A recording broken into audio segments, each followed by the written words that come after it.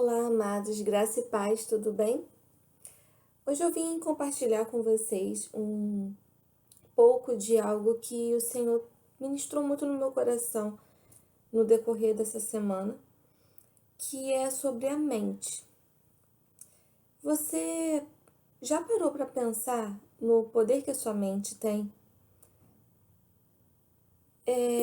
Eu pesquisei no tio Google e achei uma descrição que diz assim: a mente pode ser caracterizada como um estado, dimensão ou fenômeno complexo da natureza humana que associamos ao ato de pensar.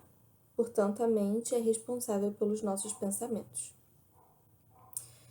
Ela está relacionada com o conceito de descrever as funções do cérebro humano no que diz respeito à potência intelectual, funções cognitivas e comportamentais humanas. A palavra é originada do latim, mantém e significa pensar, conhecer ou entender. Porém, ela também pode ter o significado de medir, ponderar, visto que com as habilidades que ela possui, ela pode avaliar o peso e as consequências dos pensamentos.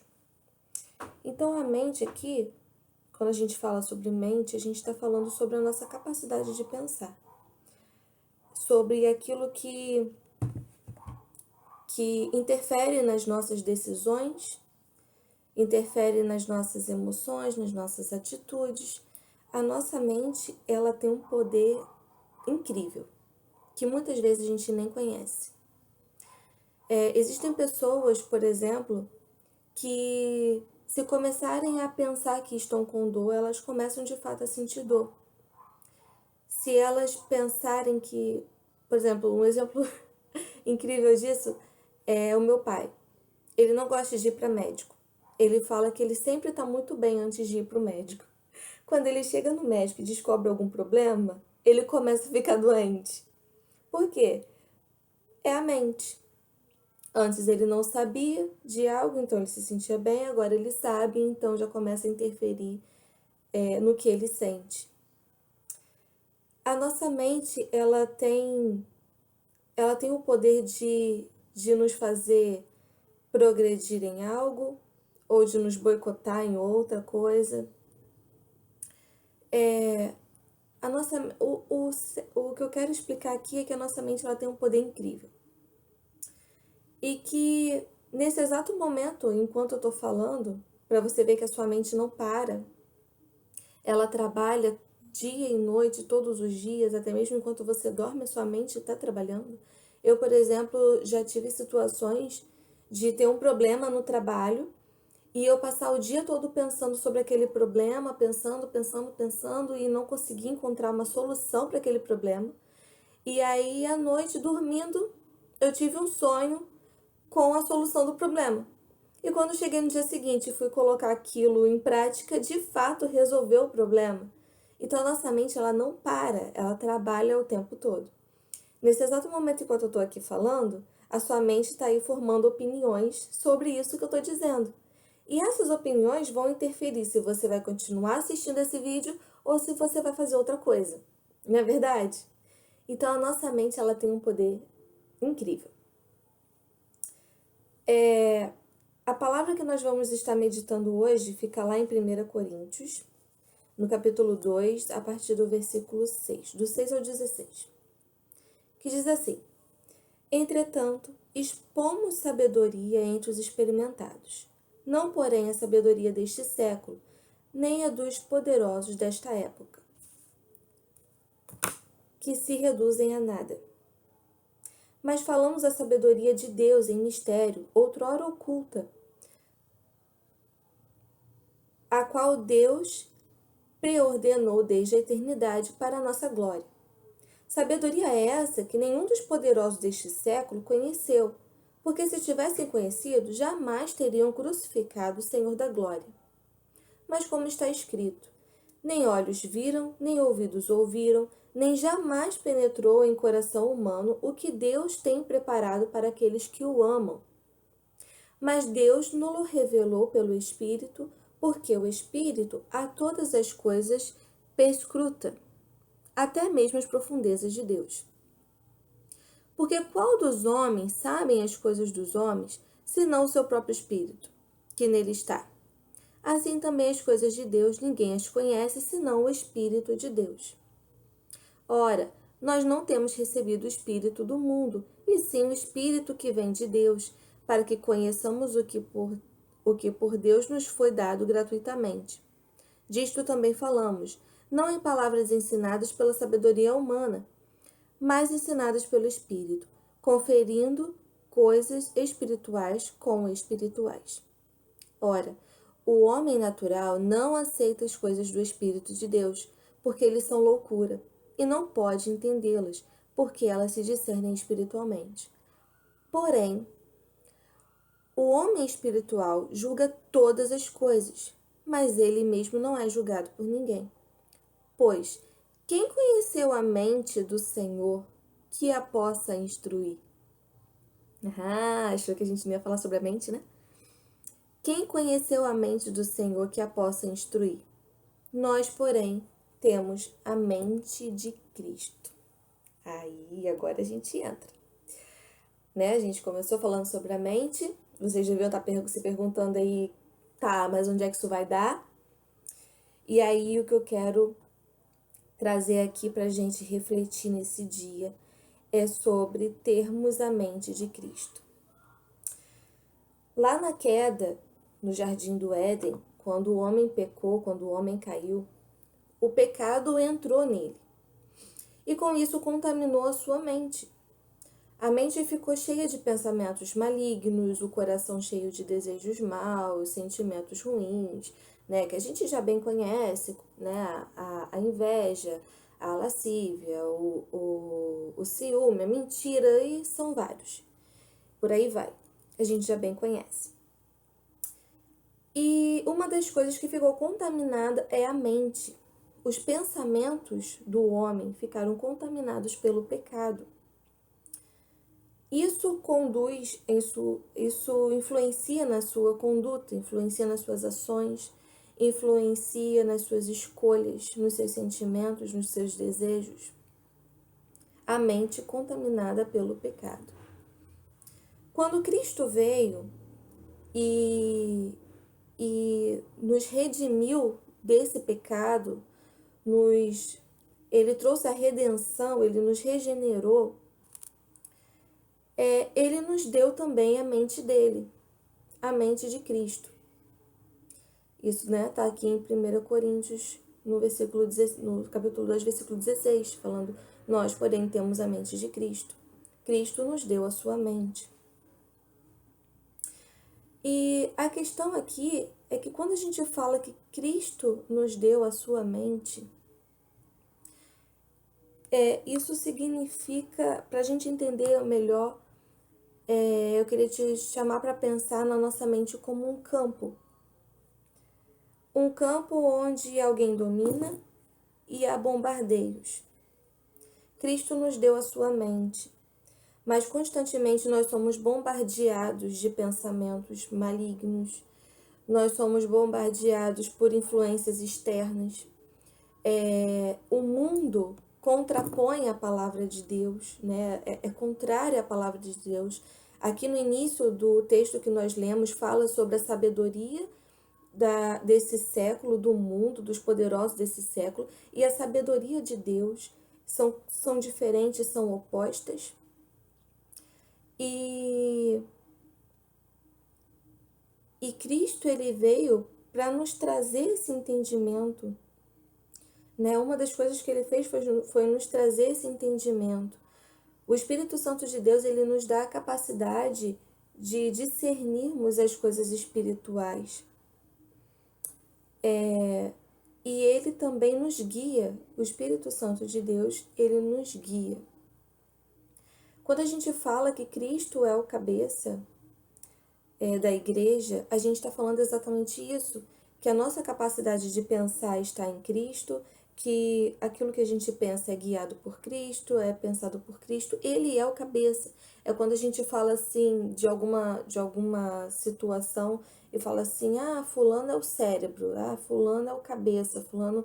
Ou seja, aquela pessoa ali, ela está pensando pelas outras.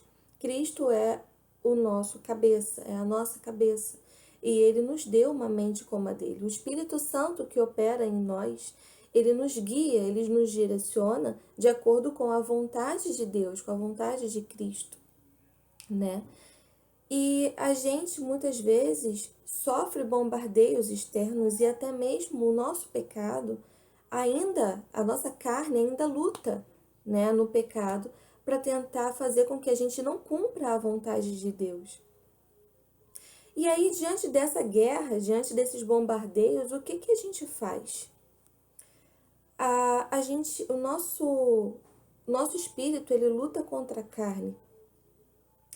Ou seja, o espírito luta contra o pecado para que o Espírito Santo de Deus domine a nossa mente e assim conduza o nosso pensar, conduza o nosso falar, o nosso agir, as nossas decisões, as nossas emoções, os nossos sentimentos.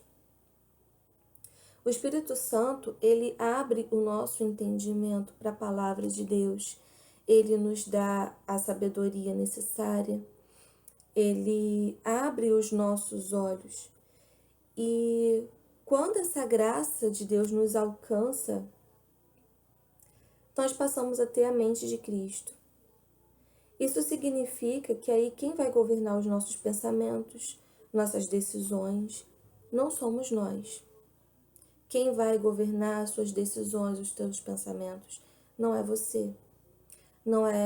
Você não vai ser guiado mais pelos seus desejos, pelos seus sentimentos, pelo aquilo que você acha que é certo, mas sim pelo Espírito Santo de Deus, a fim de fazer a vontade de Deus, de ser agradável a Deus. E por isso nós precisamos cuidar da nossa mente, cuidar dos pensamentos que a gente tem alimentado, cuidar para termos a mente de Cristo, cuidar para que sejamos mais parecidos com Ele. E como isso? Combatendo pensamentos ruins, pensamentos depressivos, autodestrutivos. E combatendo como? Com a palavra de Deus. Porque a palavra de Deus, ela é poderosa e ela é eficaz. Ela é viva e eficaz. Nós precisamos, então, para isso, conhecer a palavra de Deus. Como que você vai combater, né, alguma coisa usando uma ferramenta que você não conhece? Você vai usar de forma errada ou você nem vai usar, porque você não sabe usar, você não sabe o que fazer, você não conhece. E assim é a palavra de Deus, nós precisamos conhecer a palavra de Deus. E como que a gente vai conhecer a palavra de Deus se a gente não dedica tempo para estudar sobre ela? Quando você compra uma ferramenta, um instrumento novo para sua casa, você logo vai para o manual de instrução, você quer saber como funciona, quais são os recursos, como é que aquilo ali, para que aquilo ali foi criado, em que ele vai te ajudar, quais são os recursos que ele te oferece, e você vai gastar um tempo ali lendo aquilo. E depois você vai colocar aquilo em prática para ver se é aquilo mesmo. Nós precisamos ter esse empenho de nos dedicarmos à palavra de Deus, de nos dedicarmos a conhecer a palavra de Deus, conhecermos aquilo que Ele tem para nós. E como isso? Esperando cair do céu? Não. Esperando que por um passe de mágica do dia para a noite a gente acorde sabendo de tudo, conhecendo tudo, sabendo de tudo, dominando tudo. Não, não vai dar assim. A gente precisa se dedicar, a gente precisa de disciplina, parar um tempo e falar, não, esse tempo aqui é exclusivo para eu estudar a palavra do Senhor e meditar nessa palavra. Meditar é pensar, é trazer a memória, é ficar ali pensando naquilo que você leu, meditando sobre aquilo, tentando identificar se aquilo faz parte da sua vida. Você pega a palavra de Deus, você pega a sua vida e você coloca a palavra de Deus como um espelho diante de você e começa a ver, eu sou isso aqui? A palavra diz que eu tenho que ser assim, eu sou isso. Será que está faltando alguma coisa? Será que está sobrando alguma coisa? como que está a minha vida diante dessa verdade? Porque a palavra de Deus é a única verdade. Como é que está a sua vida diante da palavra de Deus? E é isso meditar, é isso pensar, ficar ali durante o dia pensando, trazer à memória, mas e isso aqui que eu estou fazendo, será que isso aqui vai agradar a Deus? Será que pensar desse jeito, eu estou pensando como Cristo? Será que agindo dessa outra maneira, eu estou agradando a Deus? Será que o nome de Deus está sendo glorificado na minha vida? Meditar na palavra de Deus, conhecer a palavra de Deus. E isso não dá isso não vai acontecer se você ficar sentado na sua zona de conforto. Isso não vai acontecer se você continuar cuidando dos seus interesses e deixando os interesses de Deus de lado. Isso não vai acontecer se você preferir ficar em casa no lugar de ir para a igreja. Isso não vai acontecer se você continuar vivendo para você mesmo. Isso só vai ser possível se você começar a andar diferente. Você entender, não, tudo bem, eu preciso disso para mim, e agora o que eu faço? Ir diante de Deus e orar e começar a pôr em prática aquilo que Deus tem colocado no seu coração, aquilo que Deus tem falado com você. Começar a pôr em prática o estudar da palavra de Deus, o ler, o entender. E ainda que você não entenda tudo, ainda que você tenha dificuldade de entender, você pode falar para mim, tá, Andressa? Mas sabe qual é a minha dificuldade? É que eu paro para ler e eu não entendo o que eu tô lendo. A Bíblia é o único livro que quando você abre, o autor está do seu lado para te explicar sobre o que está escrito nele. Você precisa pôr em prática, ter o hábito de orar, pedindo a Deus o discernimento, o entendimento da sua palavra. Então, no momento que você começar a ler, o Espírito Santo vai ministrar no seu coração e vai te trazer o entendimento necessário para que você comece a refletir sobre a palavra de Deus. E assim você vai passar a ter uma mente mais bonita, uma mente que glorifica a Deus, uma mente parecida com a mente de Cristo. O Espírito Santo vai governar a sua vida, vai governar o seu pensar, o seu falar, o seu agir, o seu sentir, vai passar a governar toda a sua vida. E isso, com certeza, vai ser maravilhoso para você. Amém?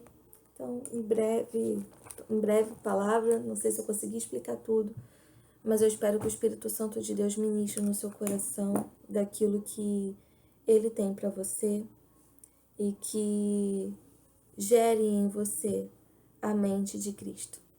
Amém? Um abraço, fiquem com Deus.